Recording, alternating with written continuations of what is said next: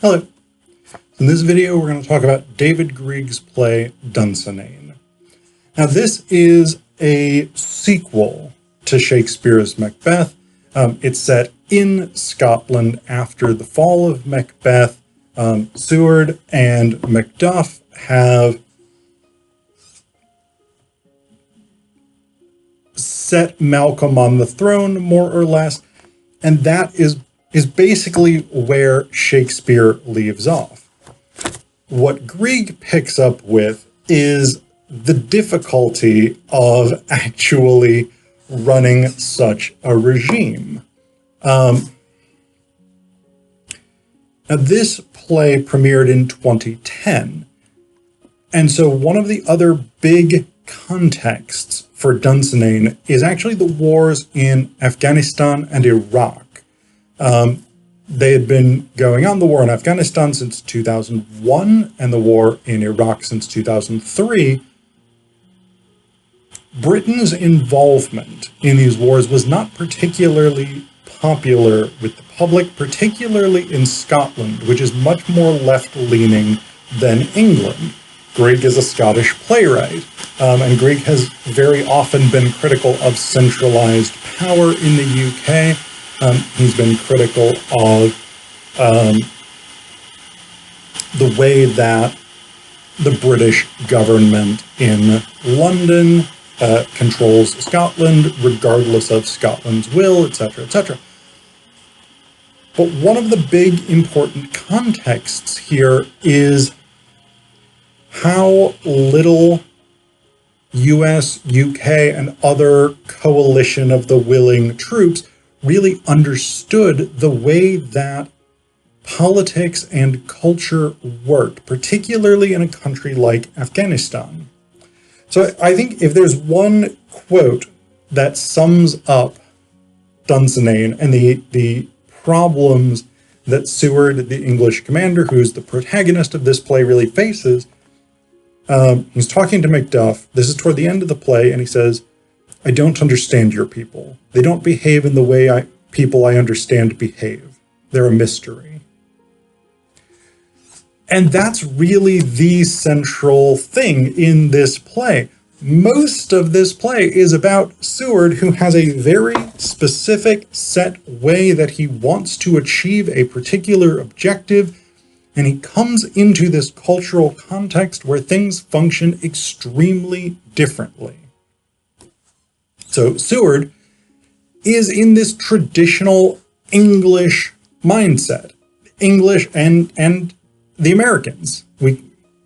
As different as our cultures are, English and US, fundamentally, the US comes out of English traditions, specifically. And so, English and US people, we tend to be very pragmatic, we tend to be very fact-based, we tend to be very linear in our thinking, we tend to be very hierarchical in our thinking. Siward is all of these things. He has a specific objective he wants to achieve: peace in Scotland, stability in Scotland. And he attempts to go about it in ways that make sense to him as a linear, pragmatic thinker. That is, he goes out and he talks to all the clan chieftains to figure out what they want. And what he figures is, okay, we put everybody together, we talk through the issues, we can come to peace, we can put one ruler on the throne. That is the desired goal. This is the way Siward approaches problems. When that starts to not work out, he actually turns to incredible brutality in order to achieve his goals. For instance, I'll talk more about Gruach, who's the queen, Lady Macbeth in Shakespeare's Macbeth. Interestingly enough, the name Macbeth never shows up in this play, which is probably because for theater people, it's regarded as extremely bad luck to say the term Macbeth unless you're actually performing that play. So Greig gets around that problem by just having him referred to as the tyrant and by having the queen referred to as Gruach, which would be her actual name, I guess. I don't know what the historical Macbeth's queen's name was. I assume he had one. I don't know that much about him as a historical figure. But, like, Siward, again, has this very linear approach to problem solving. After Gruach essentially betrays what Siward thinks is going to be a promising compromise to bring stability, he becomes extraordinarily brutal in his reprisals. He attempts to, for instance, at one point, he spends much of the second half of the play trying to capture the queen's son, who is properly the heir to the throne, and therefore poses a major threat to Malcolm's rule. When a group of people, a group of men in a village that he thinks has been hiding the queen's son, when they refuse to give him up, he burns them alive. His lieutenant, Egham, is not especially keen on this. But we see that Siward has, again, this very direct and straightforward and pragmatic approach. He explains his ruthlessness. He says, English or Scottish, people cluster behind the side they think is the stronger. They must believe we are the stronger. So again, it's about that particular approach. Now, the problem that Siward encounters is that the Scots that he is encountering are not linear thinkers. They are not pragmatic, fact-based thinkers. They take a very different approach to things, in part because they are essentially a tribal society. The medieval Scottish clan system was an extraordinarily complex political web in which navigating it was as much about social interactions as it was about politics or power or might. Malcolm and people throughout the play attempt to explain to Siward that he cannot take a linear approach to this problem. He will not simply be able to say, I want to establish peace in Scotland. How do I achieve that? Because that is not the way that the Scots work in this play. So, again, toward the end of the play, Malcolm says, just, Siward, please, you must stop this incessant definition. There are patterns of loyalty between us. There are alliances. There are friends who say they're friends but work against us, and others who say they're enemies but quietly help us. There are networks of obligation between us. There are marriages and births between us. There are narrowly balanced feuds between us, feuds that only need the smallest breath of the wrong words spoken to tip them into war. There are patterns between us, and into that very delicate filigree you are putting your fist. And when Siward accuses Malcolm of being a weak king, a decadent king who just loves wine, women, and song, etc., Malcolm says, interestingly enough, this almost Henry V type thing, because in Henry IV, Part 1 by Shakespeare, there's that great moment where Prince Harry basically says, I'm carousing and doing all this stuff now, so that when I become king and I am regal, everybody will be like, whoa, he's so much more regal than we ever thought he was going to be. Malcolm turns that slightly, but that same notion of pretense is there. So he says, do you ever ask yourself, Siward, if it's possible that I might in fact want to create the appearance of wallowing in venality? Does that thought ever occur to you? Or is that thought too subtle, too corrupt a bird for your wooden English hands to catch?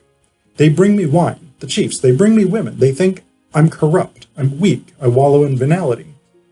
They think this king is easy. He won't cause trouble for us. All he wants is to be left alone to enjoy his wine and his women. Let him be king. Better him than someone other. Better him than someone strong, someone with more definition. Let Malcolm stay, at least until someone better comes along. But no one better will ever come along. And do you know why? Because they'll all kill each other before they kill me. My weakness is my strength. And Siward responds, "That might be a plausible strategy, Malcolm, were it not for the fact that you actually do want to be left alone to enjoy your wine and your women. You actually are weak. It's not an appearance. It's true."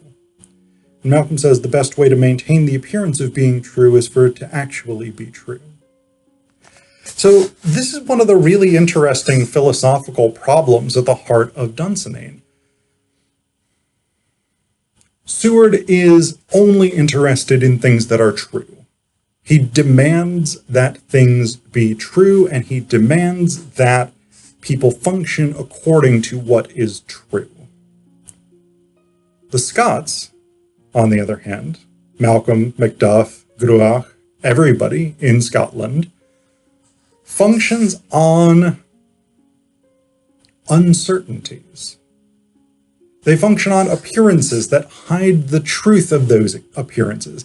They function on symbols. They function on relationality. And this is really, I think, where this play is about the invasion of Afghanistan, because the coalition of the willing, led by the US primarily, went in with the particular intention of overthrowing the Taliban government, installing a democratic government, and stabilizing the region to become a US partner state.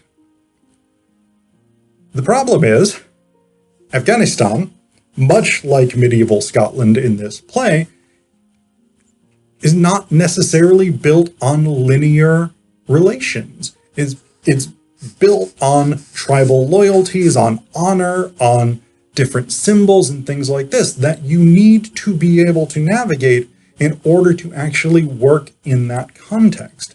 And because the US, the British, the coalition of the willing, generally speaking, did not have a clue about those particular relationships, those particular problems, we spent 20 years there and really achieved virtually nothing, except a lot of people dead and an entire region further destabilized. So this is the thing. This is one of the things that we get. And we actually get this idea introduced quite early in the play.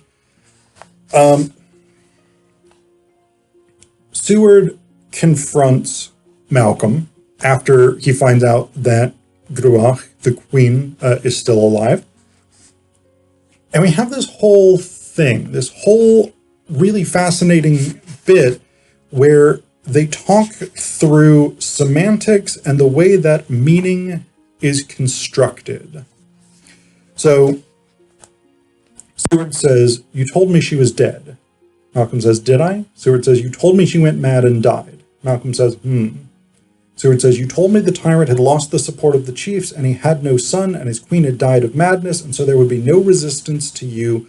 But on the other hand, we were likely to see a swift and general acceptance of your rule, and the chance to establish a new and peaceful order.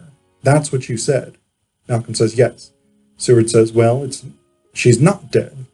Malcolm says, "So it would seem." Siward says, "Not even sick." Malcolm says, "No."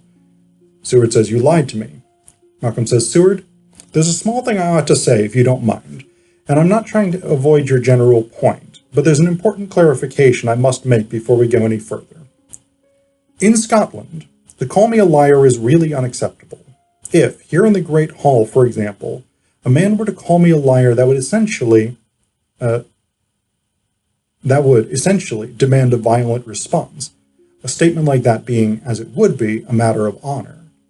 And so usually the way we manage this sort of thing in Scotland is by being careful not only not to tell lies, but also to be very, very careful about the way we hear and understand words.